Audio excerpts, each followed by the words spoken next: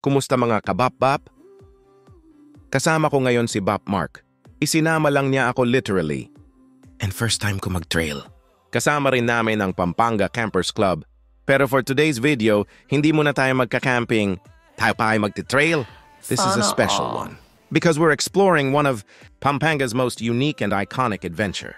Spots, the Puning Trail. So tara na, habang mataas pa ang araw, let's get moving. Complete attendance na, all gears, recovery tools, foods, and radio is on na rin naman, so good to go. From Angeles, pasok na kami ngayon ng Clark, and since malapit na kami sa destination, stopover mon para makapag-airdrop ng gulong. Para sa mga first time na mag-trail na katulad ko, airdrop means magbabawas tayo ng hangin sa gulong. Bakit importante ito kapag lulusong sa baha o lahar? Mas lumalaki ang surface area ng gulong, kaya mas kumakapit siya sa lupa. Kapag mataas ang hangin, tumatalbog yung gulong, mas madulas, at mas madaling masink sa malambot na lahar. Kapag tama ang air pressure, mas stable ang ride, mas smooth, at mas secure lalo na sa areas na uneven at malalim ang putik. Kumbaga, maliit na adjustment pero sobrang laki ng difference sa safety at control. So ayun, binabaan na namin yung hangin para tuloy-tuloy na tayo pababa natin sa lahar. By the way, nasa Socobia Bridge pala kami now. Ito pinaka-landmark nyo na malapit na kayong bumaba at lumusong sa putikan. Kumusta ka naman dyan, Bap Mark? Ang cool pa, Socobia is also a hub for off-road enthusiasts. Kaya habang nagre-rest, makikita mo yung teamwork at passion ng bawat adventurer. Sa dulo ng bridge, makikita nyo yung entrance ng trail. Pagdating mo dito, sasalubungin ka ng local guide. Sila ang mga katutubong aita. Sila ang magle-lead ng route, magbibigay ng safety reminders, at mag-a-assist kung may challenging na part sa trail. Kaya importante talaga na makinig at sundin sila kasi sila yung may alam sa terrain at kondisyon ng daan araw-araw. Naku mga kabap-bap, may konting aberya dito sa trail.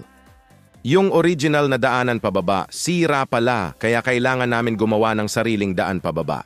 Buti na lang, may local guide kami nakasama at naabisuhan kami kung ano ang dapat gawin, so goods pa rin kami habang hinihintay namin yung iba naming kasama. Yung iba nagpapala para may madaanan kami. May ilan na nag-set na ng kanilang gear at yung iba naman tuloy-tuloy sa pag-adjust ng hangin ng kanilang gulong para ready sa paglusong sa lahar at putik. Kaya kahit may konting setback, smooth pa rin ang coordination at safety. Lahat handa na para sa tunay na Puning Trail experience. Alright mga kabap-bap, ngayon na officially tayo sa Puning Trail. Tingnan nyo yung paligid. Grabe, ang lawak at kakaiba ng landscape. Para sa mga hindi pa nakakaalam, yung Puning Trail ay isa sa mga lugar na apektado noong eruption ng Mount Pinatubo. Kung titingnan niyo yung Lahar Canyons, bawat hukay at burol dito ay gawa ng historical volcanic flow. Nakakatuwa kasi habang nagre-trail ka, parang nagta-time travel ka din sa panahon ng disaster recovery ng area. Ang terrain dito, iba-iba. May malalambot na putik, bato at lava formations, kaya importante talaga na 4x4 vehicle ang dala at yung mga gulong properly adjusted ang hangin para mas stable sa lahar at baha habang umaakyat at bumababa tayo sa trail. Mapapansin nyo rin yung sulfur deposits sa ilang bahagi. Ito ay natural effect ng volcanic activity. Hindi lang cool sa mata, may geological lesson rin tayo dito. Kaya sa bawat turn at curve, may matutunan ka kung paano nag-adapt ang kalikasan at ang mga lokal na komunidad pagkatapos ng eruption. Bukod sa geology, hindi rin mawawala ang adventure. Yung mga steep sections, rock climbs at muddy paths, sobrang exciting at adrenaline pumping. Pero ang pinakamagandang part dito, kapag nasa taas ka ng Lahar Canyon, makikita mo yung malalawak na view ng Pampanga at Clark area. Sobrang sulit sa effort. Tip lang sa mga future trail adventurers, laging makinig sa local guide, huwag magmadali at siguraduhing naka-seatbelt at naka-gear kayo. Safety muna bago enjoyment. Kasi sa kalagitnaan, medyo nawala kami sa daan. Alam nyo, kahit sabihin mong diretso lang ang daan, hindi pa rin siya advisable na sundan ng basta-basta. Bakit? Kasi may mga malalim na lubak at baha na hindi makikita ng naked eye at pwedeng magdulot ng aberya sa sasakyan o maging delikado sa mga riders. Kaya may ilang instances na makikita nyo sa video, umiiba kami ng lane para iwas sa delikadong parte ng trail. Buti na lang, kabisado ng local guide namin ang trail, kaya kahit medyo naiiba ang ruta, walang masyadong aberya at smooth pa rin ang biyahe. Ito yung dahilan kung bakit sobrang importante na may guide at nakikinig sa instructions habang nagtra-trail para safe at ma-enjoy talaga ang adventure. Isa pa talagang importante na bagay habang nasa Puning Trail, lagi kayong mag-temp check sa pamamagitan ng radio sa bawat member ng group. Bakit hindi cellphone? Kasi hindi reliable kapag may areas na out of service o walang signal. Kaya sobrang useful ng radio, lahat may communication, at laging aware kung may naiiwan, may safety concern, o kung may sasakyan na nabalahaw o na-stuck sa putik at lahar. Halimbawa, may kasamang vehicle na na-stuck sa mud pit, agad mo ma-report sa group, at may planong recovery agad bago lumala ang sitwasyon. O kaya, may member na nahuli sa pace ng convoy, mabilis siyang ma-check at ma-assist. Alright mga kababap, medyo huminto muna tayo dito sa ilalim ng hanging bridge ng Puning para sa group pictures at konting break. For those curious, itong bridge ay kilala rin bilang Puning Suspension Bridge, isa sa iconic spots ng trail. Originally, ginagamit ito para makross yung Lahar Canyon at pinagdugtong ang dalawang bahagi ng trail. Bukod sa practical, ang view dito ay sobrang breathtaking. Makikita nyo yung malawak na lahar, formations at surrounding landscapes ng Pampanga. Uy, look guys, meron pala ibang guests sa Puning today. May mga naka-ATV din dito, mga Kurimaw riders. Haha, Korean guest, sobrang iba-iba talaga ang adventure dito kasi bawat isa may sariling style ng pag-enjoy sa trail. May gusto mag-relax lang, may gusto adrenaline, at may iba naman na full-on action mode. Pagkatapos ng stopover sa hanging bridge, tuloy na tayo sa trail. Grabe, medyo challenging na ngayon yung terrain. Makikita nyo yung mixture ng lahar, bato, at putik. Kailangan talaga ng focus at patience, pero super rewarding dahil bawat turn iba ang view. Ito yung tipong every corner may surprise. Minsan may maliit na creek na kailangan i-cross, minsan may rock formations na sobrang cool panoorin habang dumadaan ka sa tabi. Talagang adventure mode activated. Meron din moments na nagpa-pause kami saglit para i-check ang convoy. Siguraduhin walang naiiwan or na-stuck at lahat safe. Kaya guys, important talaga ang teamwork sa trail na ito. Quick trivia lang mga kababap. Alam nyo ba na ang Puning comes from the Aita word puni, na ang ibig sabihin ay sanctuary o place of rest. Kaya nga perfect na pangalan siya sa lugar na ito. Kasi after ng action-packed trail, meron kang hot spring at relaxing views na parang pahingahan talaga ng katawan at kaluluwa. And the Puning area is managed and protected by the local Aita community. Sila ang nagga-guide sa trail, nag-a-assist sa mga visitors, at nagmamanage ng mga facilities, kaya yung mga daan, safety protocols, at even yung mga lookout points, lahat yan may touch ng kultura at alaga ng Aita people. Puning Trail exists because of the massive 1991 Pinatubo eruption. Yung Lahar Canyons, rock walls, sulfur soils, hindi yan artificial or gawa ng tao. Nature mismo ang nag-carve nito for years, so habang nagra-trail ka, para ka ring nagbabrowse ng isang live geological museum. The Aita tribes around Puning were among the earliest people affected by Pinatubo. Pero imbes na umalis, they stayed, adapted, and found ways to rebuild their lives. Yung trail guiding, hot spring operations, and cultural shows, naging part ng livelihood nila ngayon, kaya by visiting Puning indirectly suporta na rin tayo sa Aita communities. Also, the hot springs are naturally heated.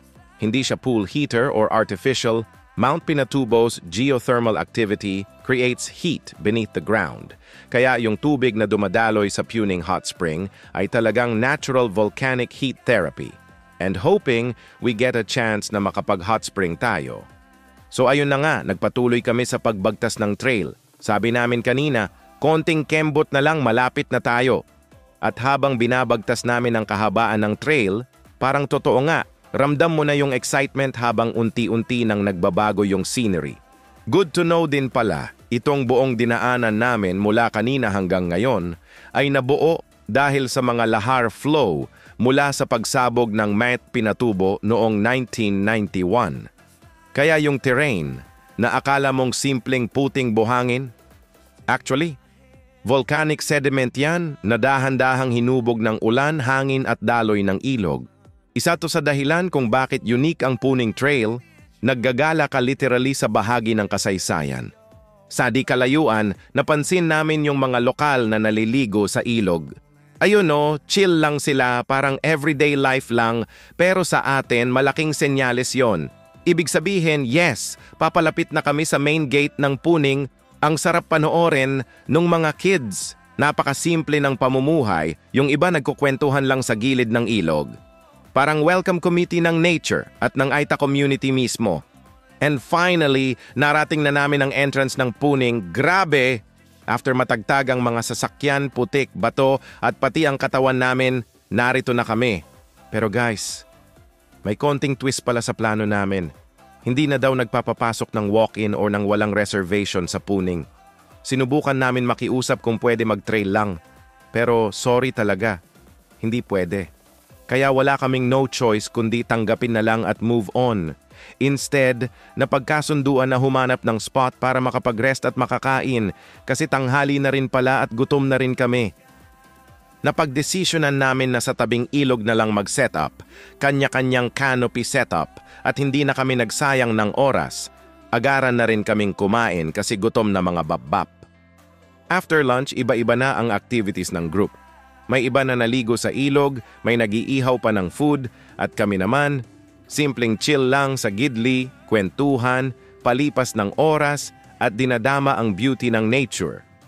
This is really an amazing experience. Hindi lang trip, kundi bonding, teamwork, at appreciation ng kalikasan. Sobrang sarap sa pakiramdam na makasama ang iba't ibang tao. Sabay-sabay na nag-e-enjoy sa parehong passion at nagtutulungan para maging memorable ang adventure. After sa chill time at bonding, mabilis na lang kaming nag-pack up. Bakit? Kasi parang sumasama na ang panahon at ayaw naming maabutan ng ulan, lalo na't malambot at delikado na yung trail na dadaanan papuntang exit. Lesson for today. Kahit fun at relaxing ang trip, laging maging alert sa panahon at terrain para maiwasan ang aberya. Safety first, adventure second. So mga babap, pabalik na tayo after an amazing day sa Puning. Habang umaandar sa terrain, medyo challenging pa rin, may mga bato, putik, at konting lahar flow pa rin sa daan.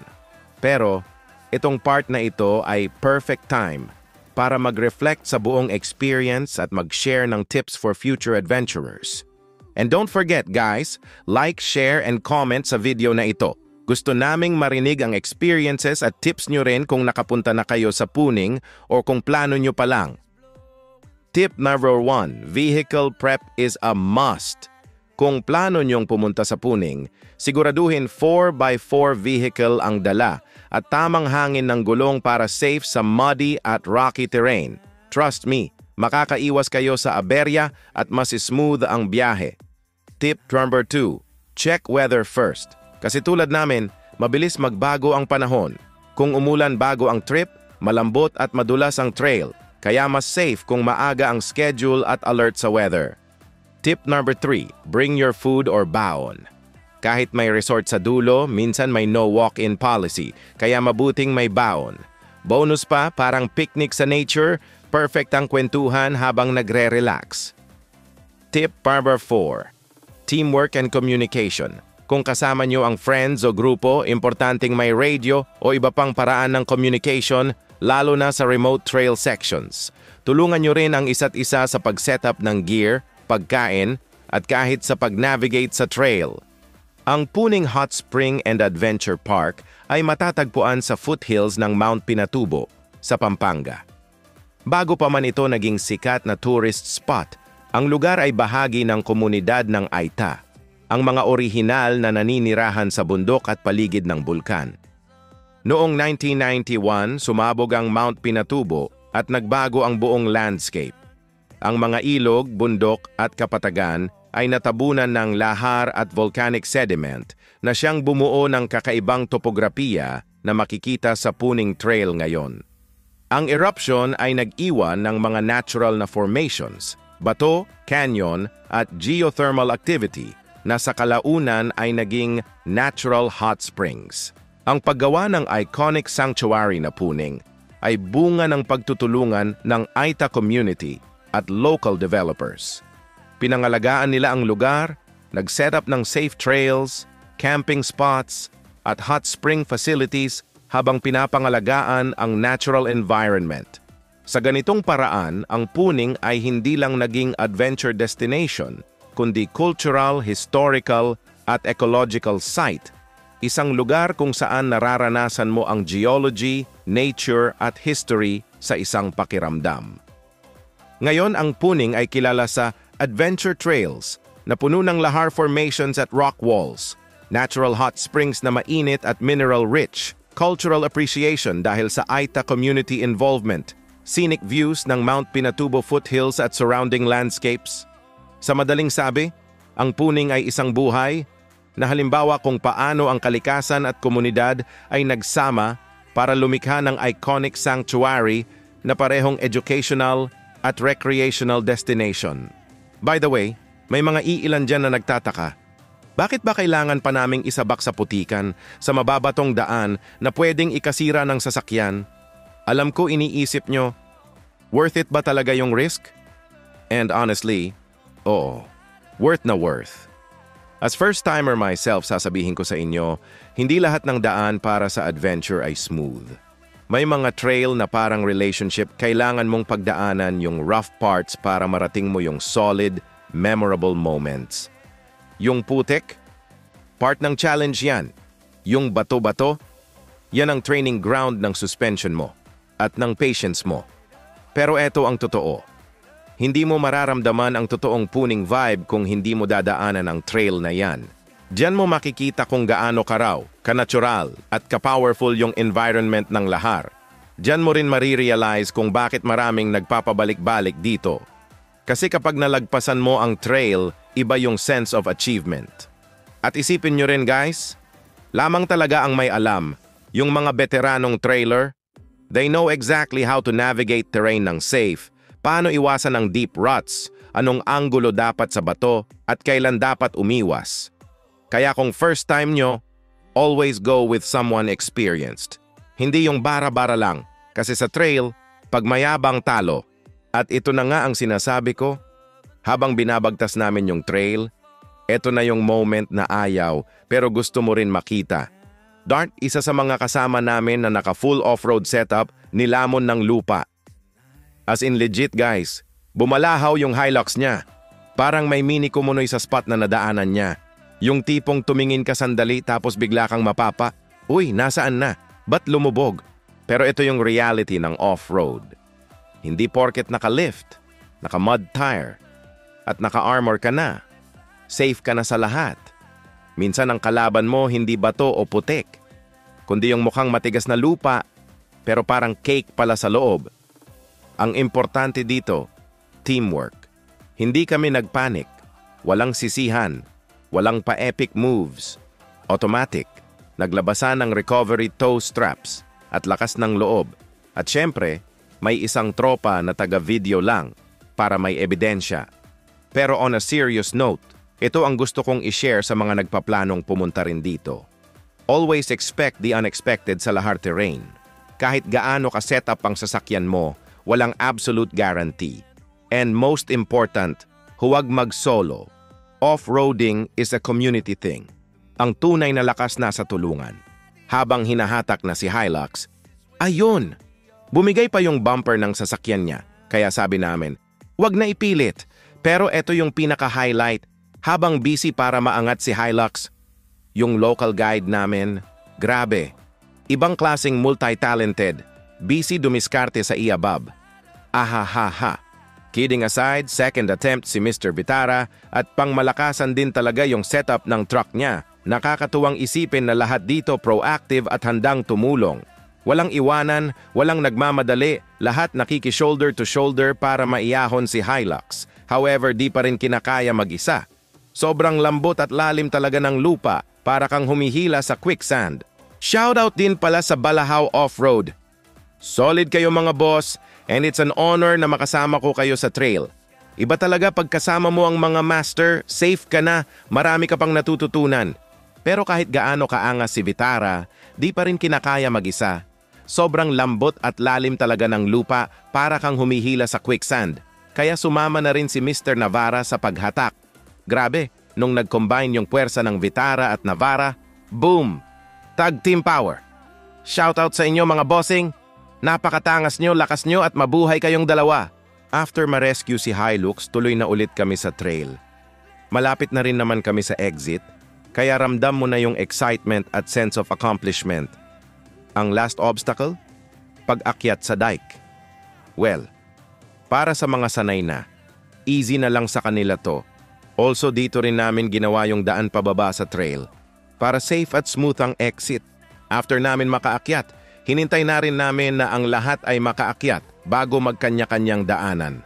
Kasi may mga kasama pa kami na galing sa ibang lugar tulad ng Laguna at Manila, kaya importante na mag-synchronize para safe lahat.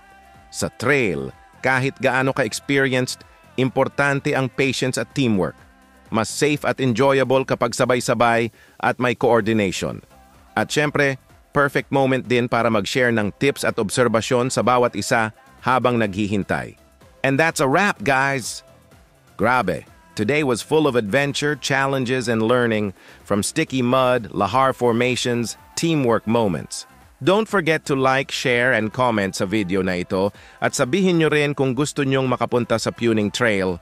See you sa next adventure.